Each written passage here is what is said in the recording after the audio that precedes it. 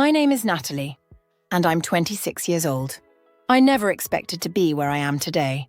If you had asked me a decade ago, I would have laughed at the thought of running my own successful business. Growing up, my world wasn't exactly a fairy tale. It was tough, but it was ours, and somehow we made it work. My dad died when I was just 7 years old. I barely remember him, but what I do remember was how much my mum loved him. She would always tell us stories about him, how he used to fix things around the house, how he made everyone laugh at family gatherings. He was kind, and it was clear he was the kind of man who'd do anything for his family. When he passed, it felt like our entire world crumbled. Mum had to suddenly become both parents, which I'm sure was a shock to her. But she never let us see how hard it was. She didn't show weakness. She worked long hours at a local diner, sometimes pulling double shifts to make sure we had enough to eat, enough to wear, enough to get by. When I was old enough, I helped her out. At 14, I started taking care of my younger sisters, Sarah and Lily, while Mum worked.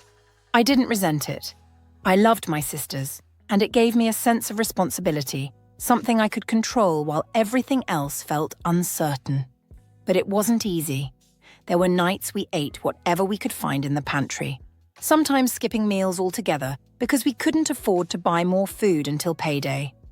I remember feeling embarrassed at school when other kids would talk about their vacations or their new clothes. We didn't have those things, but we had each other, and we had the love of a mother who would have walked through fire for us. As I got older, I decided I wanted to make something of myself. I couldn't stand the thought of living paycheck to paycheck forever. I knew I had to work hard if I wanted a different future. So, after high school, I went to a local community college while continuing to help Mum. I studied business, hoping that one day I could create a career that didn't just keep me afloat, but would actually allow me to thrive. It was a tough path. Working long hours and studying at night didn't leave much time for fun. But when you don't have much, you learn quickly that sacrifice is a part of the game. A few years ago, I stumbled upon an idea. I'd always loved crafting, especially when it came to natural soaps and homemade products. It started as a hobby, making soap for myself, gifts for friends. But then one day I thought, why not turn it into something real? I could sell handmade soaps and other small household products. There was something about the simplicity and the natural feel of them that I loved. I started small, making batches of soap in my kitchen and selling them at local farmers markets. I didn't expect much at first, but people seemed to love them. The more I sold, the more I realized there was a demand for high-quality, handmade products that didn't rely on chemicals. I began to reinvest my earnings into creating more products, expanding my offerings, and getting my brand out there. It was a slow start, but eventually I found my niche. People appreciated the personal touch, the care I put into each product, and the fact that I wasn't just selling them something. I was sharing a piece of myself. My business grew steadily over the years. It wasn't overnight, but with a lot of hard work and determination, I was able to expand into an online shop and even take on a few employees to help with production. My sisters, now young adults, helped out whenever they could. They supported me through everything, from packing orders to managing customer inquiries. The business didn't just give me financial stability, it gave me a sense of purpose. We were finally doing well. My mum was able to retire from the diner, and we moved into a nicer house. It wasn't extravagant, but it was comfortable. There was no more worrying about bills or skipping meals. We were free from the constant anxiety that had ruled our lives for so long. It felt like a victory. But not everyone was happy about our success. On my dad's side of the family, there was a lot of resentment. His brother, my Uncle Paul, and his wife, Vanessa, had always looked down on us. They were wealthy, rich in fact, and owned a sprawling ranch in the next town over. They'd been in a good position ever since I could remember, while we were just getting by. There was always this tension between us. It wasn't overt at first, but after my father's passing, things started to shift. When we needed help, when we were struggling to get by, they were nowhere to be found, but when it came time to sell my father's belongings, things took a different turn. There was one thing that meant more to my mum than anything. the pocket watch my dad had worn every day. It was his prized possession. She kept it in a drawer, and every now and then she'd take it out and remember him. When Uncle Paul asked to buy it from her, she refused. It wasn't about the money. It was about keeping something of her husband's close to her heart. She told him no, but he was persistent. In the end, after numerous attempts, she stood firm and he stormed off in a huff. That's when things started to change. Uncle Paul and Vanessa began to spread rumors about us. They told the rest of the family we were too proud, too difficult to deal with. They started calling us poor and lazy, casting us as failures in front of anyone who would listen. They used their wealth to isolate us, and over time, many family members began to side with them. It hurt, more than I'd like to admit. These were people who were supposed to care about us, but instead, they took every opportunity to put us down.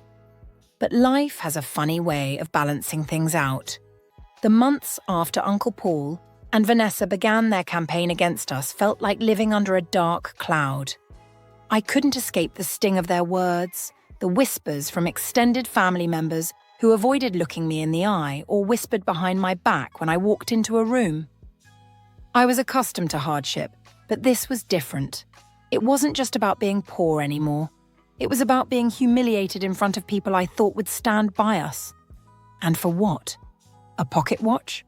Something so trivial that in the grand scheme of things meant nothing compared to the way they made my mum feel like her love and memories didn't matter. But I kept pushing forward.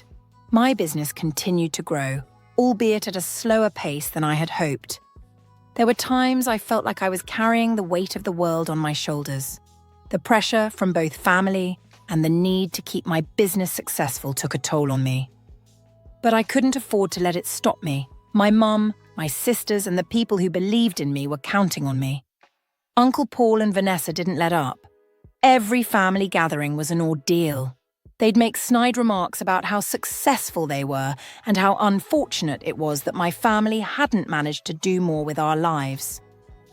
At Christmas, Uncle Paul bought a lavish gift for everyone in the family: sparkling jewelry, expensive watches, designer bags, but didn't so much as acknowledge that I was even there. He didn't need to. The message was clear. We were not a part of his world. Not really. But the cracks started to show in their perfect little empire. I had always heard rumors about how Uncle Paul ran his ranch. He was a hard businessman, some would say too hard. Stories of unpaid workers, shady dealings, and financial instability had trickled through the grapevine over the years, but no one had ever dared confront him. People were too afraid of his power and influence, but it was only a matter of time before the truth began to surface. It started small: slower sales on the ranch, a few farm hands quitting.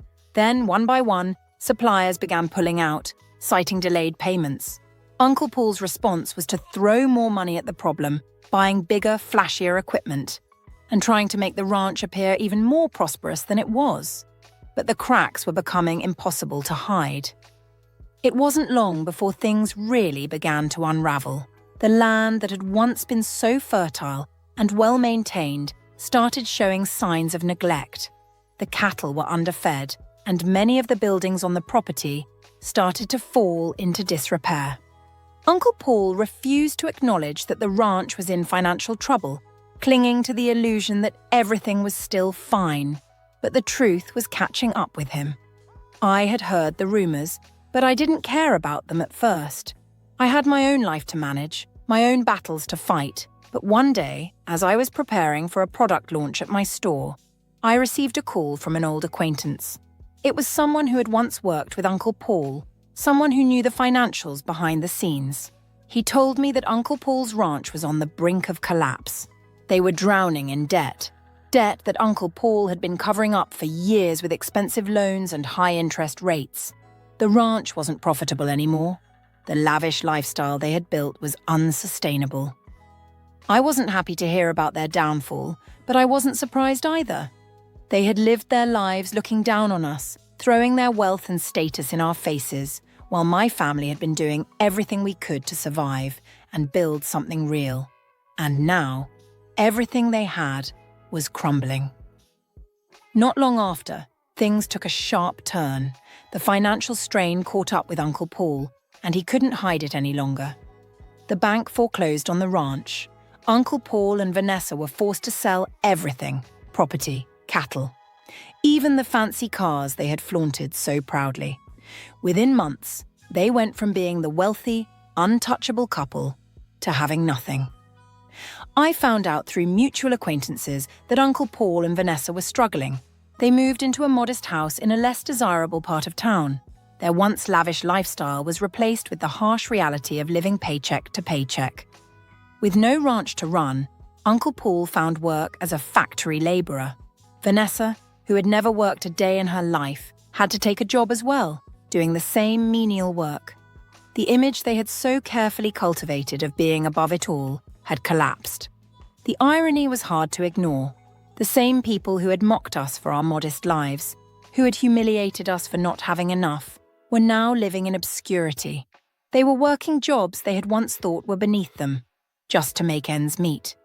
They had squandered everything on luxury and excess, while we had built something from the ground up, with hard work and dedication.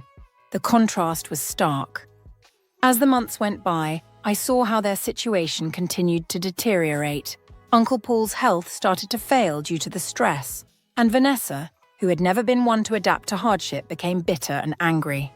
The ranch they had once been so proud of was a distant memory, and their once prominent position in the family was gone.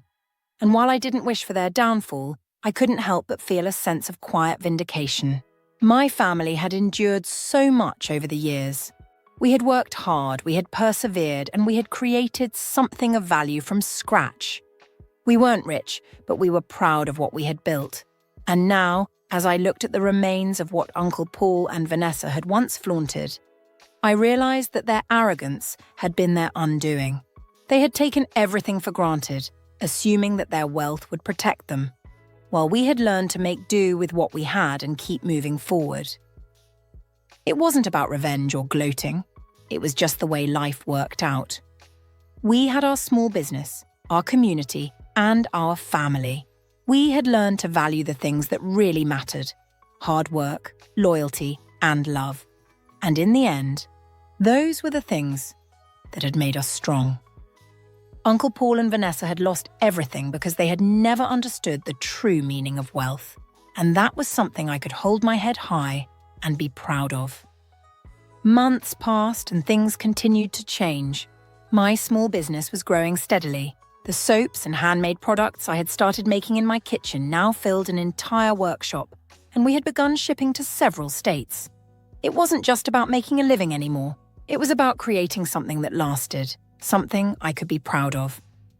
I hired a couple of part-time employees to help with production, and the local community supported us more than ever. We hosted workshops on sustainable living, and people seemed to gravitate towards the idea of simplicity, something that was becoming more popular in a world of overconsumption.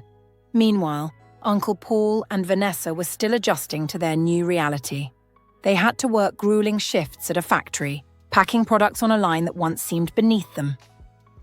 I heard they had a small, modest apartment now, and that Vanessa had started taking public transportation, something she had once deemed impossible when they had their own cars and drivers. I couldn't help but feel a bit of sadness for them, not because I had any sympathy left, but because it struck me how their arrogance had left them unable to adapt when they lost everything. They had never learned to truly appreciate what they had until it was gone. At the same time, I couldn't deny the satisfaction of seeing them humbled. There was a certain justice in knowing that they were now experiencing the consequences of their own choices, their own greed and pride. I could never have imagined it would come to this, but part of me felt relieved. The tension, the years of feeling less than, had finally started to ease. My family had struggled, yes, but we had built something from the ground up, and in the end, that felt so much more solid than anything they had. And then, one day while I was at work, I got an unexpected call. It was from my cousin Derek, who had always been a bit of a wild card in the family. He was someone who had never been very close to us, but he and I shared a mutual respect for each other. He told me that he had just seen Uncle Paul and Vanessa at the factory, and they were looking different. They seemed defeated, exhausted, and according to Derek, Vanessa even looked like she had aged 10 years in the few months since the ranch had been taken from them. I didn't want to feel pity for them. But when Derek mentioned how Vanessa had looked, like someone who had lost everything she thought was important, I couldn't help but reflect on the fact that maybe, just maybe, they'd finally realized the value of what they had taken for granted all these years. It hit me hard.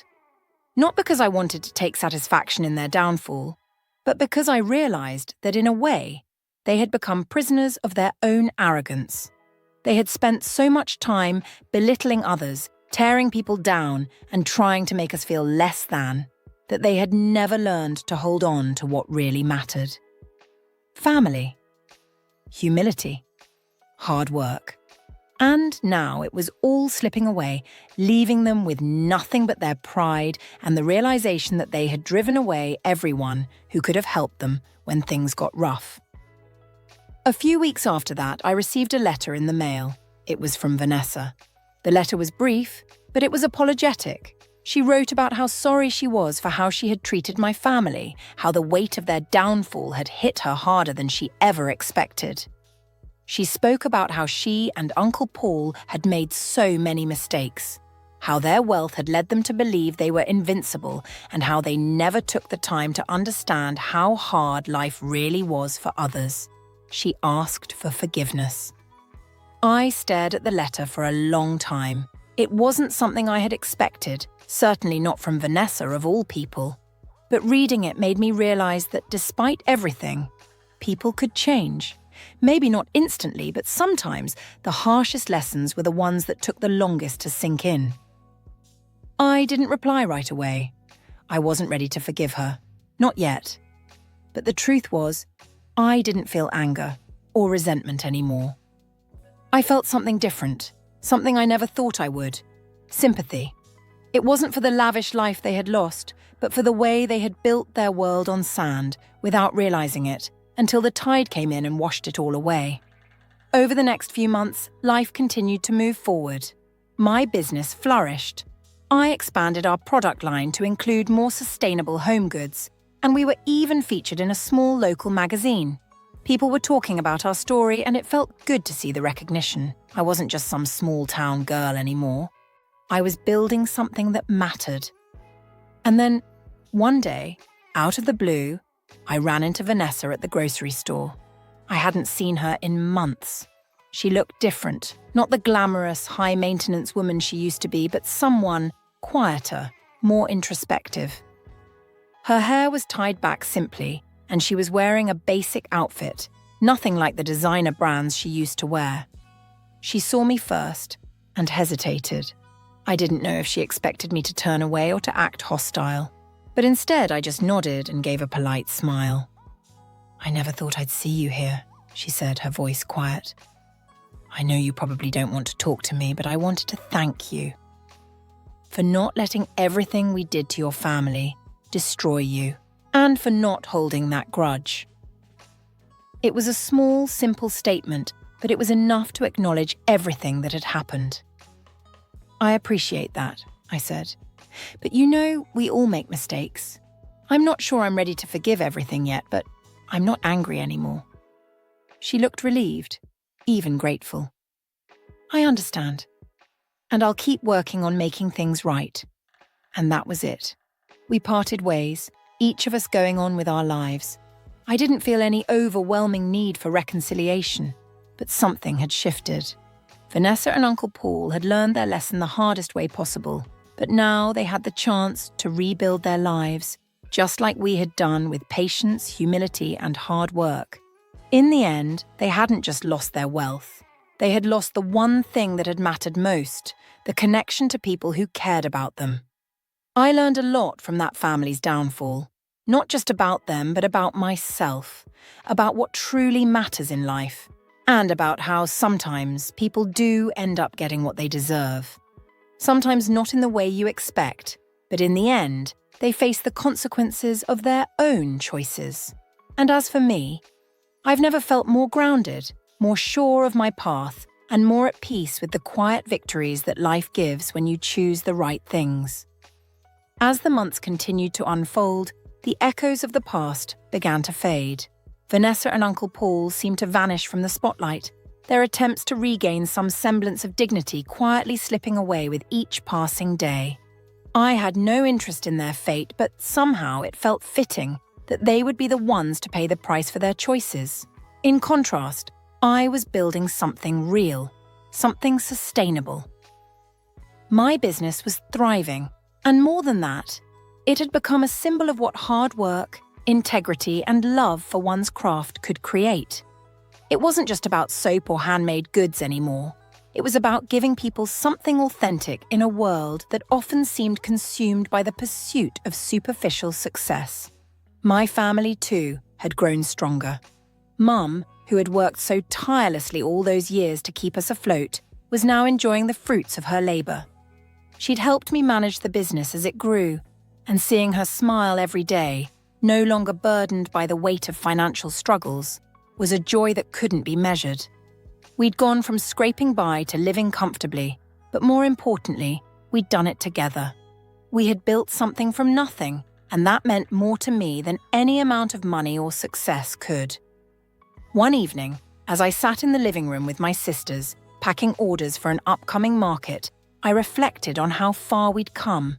There were times when I thought I'd never make it, times when the pressure felt unbearable. But now, as I looked at my mum and sisters, laughing and chatting around me, I realized how much the hardships had shaped us, how they'd given us the resilience to face anything. And then, out of the blue, I received a message from Vanessa. It had been months since our last encounter, and I didn't expect to hear from her again. The message was short, but it carried a weight that I couldn't ignore. I just wanted to let you know I've been working on myself, and I wanted to apologize, truly, not just for everything I did to your family, but for the way I treated you. I see now how wrong I was, and I hope one day you'll find it in your heart to forgive me. I stared at the message for a long while.